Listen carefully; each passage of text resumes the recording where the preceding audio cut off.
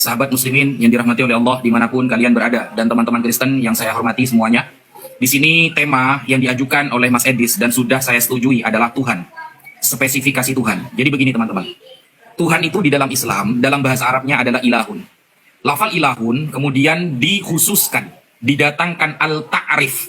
Di dalam Alfiyah Imam Ibnu Malik dikatakan al-harfu ta'rifin awil lamu faqat. Fanamatun araftakul fihi namat. Itu ilmu nahwu sharaf. Sehingga menjadi kata Allah. Yang kemudian menjadi ismun ma'budun bil haq, nama bagi sesuatu yang disembah secara benar. Tidak ada kemudian sesuatu yang bisa disembah kecuali hanya Allah Subhanahu wa taala. Nah, Allah sebagai Tuhan umat Islam memiliki spesifikasi yang disampaikan dalam Al-Qur'an seperti satu, bahwa Allah itu laisa kamitslihi syai'. Yang namanya Tuhan tidak sama dengan apapun. Ketidaksamaan Tuhan ini kemudian dijelaskan ketika ada orang kafir. Orang Yahudi bertanya kepada Nabi Muhammad, "Ya Muhammad, sif lana rabbak." Wahai Muhammad, tolong beritahu kami, ciri-ciri Tuhan kamu seperti apa? Maka Allah menurunkan surah Al-Ikhlas. Kul, katakan wahai Muhammad, wallahu ahad, Allah itu esa. Allahu somad, apapun yang kita inginkan, semuanya kepada Allah. Allahu as-somad, memiliki sifat as-somad. Bahwa Allah yang maha dibutuhkan daiman abadan, sampai kapanpun dan selamanya. Lam yalid walam yulad. Allah tidak beranak dan tidak diperanakkan. Maksud dari ayat ini membantah tiga agama sekaligus. Satu, orang Yahudi yang mengatakan Uzair adalah ibnullah. Dua, orang Nasrani yang mengatakan Isa adalah ibnullah. Tiga, orang musyrikinil Arab yang mengatakan bahwa Lata, Uzza, Manat dan malaikat adalah anak perempuan Allah. Itu dijelaskan oleh Al-Imam As-Sawi di dalam tafsiran surah Al-Ikhlas. Nah, sehingga penafian segala jenis yang tidak sama seperti Allah itu dalam tiga hal. Satu, mumatsalah. Tidak ada yang sama seperti Allah. Dua, mujanasah. Tidak ada yang sejenis seperti anak, ayah. Itu sejenis. Bersihkan, disucikan dari Allah. Yang wajib baginya, yang namanya Allah itu qadir, maha mampu, menguasai. Yang namanya Allah itu iradah, maha berkehendak. Yang namanya Allah itu sami'an basira, maha mendengar lagi maha melihat. Dan maha-maha yang lain sebagainya. Maka keyakinan umat Islam yang paling dasar adalah meyakini bahwa segala sifat kesempurnaan hanya dimiliki oleh Allah Subhanahu wa taala.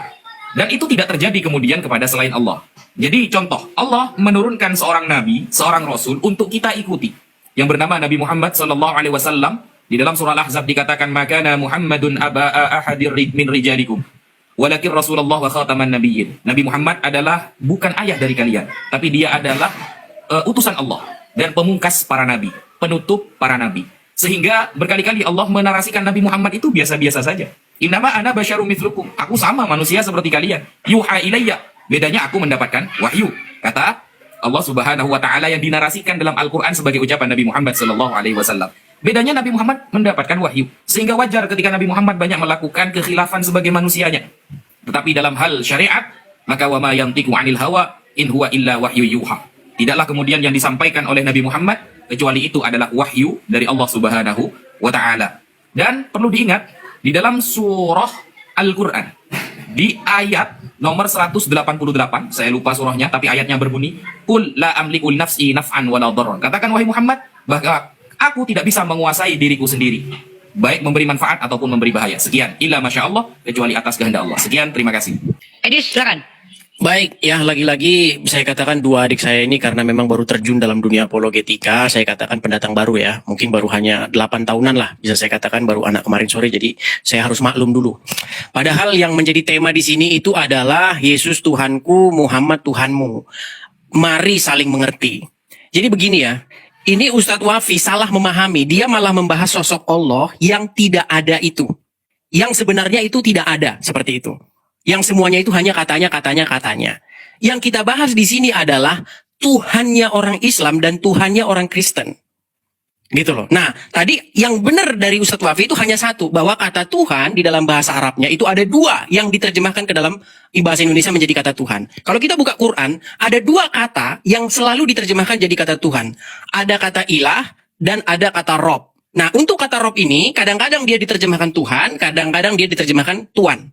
Nah, nanti kalau kita bahas lagi, nanti kata Tuhan ini dicolong oleh penerjemah Islam ketika menerjemahkan Qurannya. Padahal kata Tuhan itu murni milik gereja, tapi dicolong oleh penerjemah Quran ke dalam bahasa Indonesia. Nah, jadi yang mau saya sampaikan begini.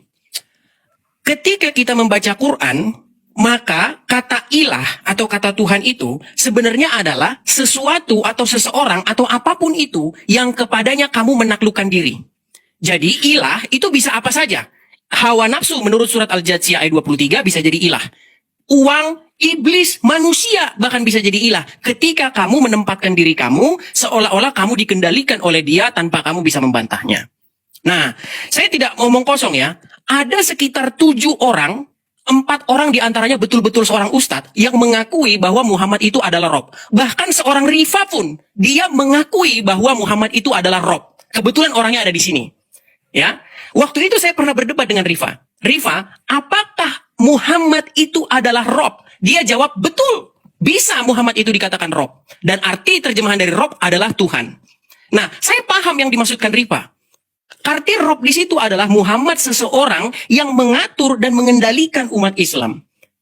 Yang kepadanya umat Islam harus sami'na wa ta'na. Ya, saya akan inikan sebentar biar saya tidak dibilang fitnah. Mengatakan kata Rob tadi kita sudah bahas dengan Ustaz Alif. Kalau kata Rob itu sama saya juga menjadikan orang tua saya sebagai Rob. Rob bayani sahih Rob ya. Kalau Nabi Muhammad itu Rob, betul. Ya, kalau Muhammad itu Rob, betul katanya.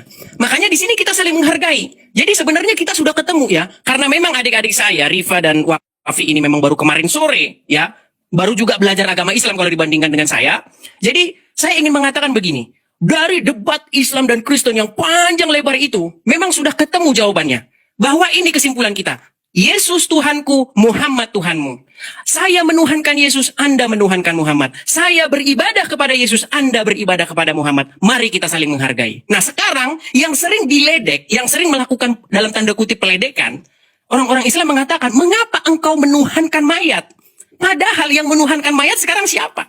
Yesus bukan mayat. Orang Kristen tidak ada yang percaya bahwa Yesus hari ini masih mayat di kuburan. Tidak ada. Yesus naik ke surga. Dia mengalahkan maut. Itulah kenapa kami tidak menuhankan mayat di dalam kubur. Lalu siapakah yang menjadikan mayat di dalam kubur sebagai robnya? Tentu saja, mohon maaf, Rifa dan Wafi.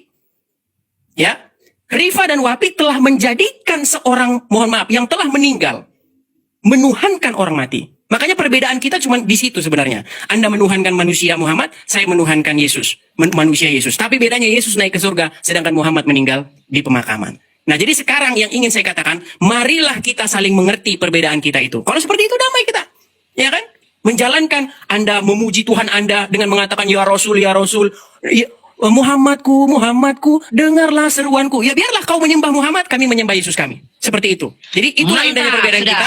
Jadi supaya kita masih ada 16 detik. Jadi itulah perbedaan kita supaya kita sama-sama memahami. Ini khusus orang-orang yang dalam saja.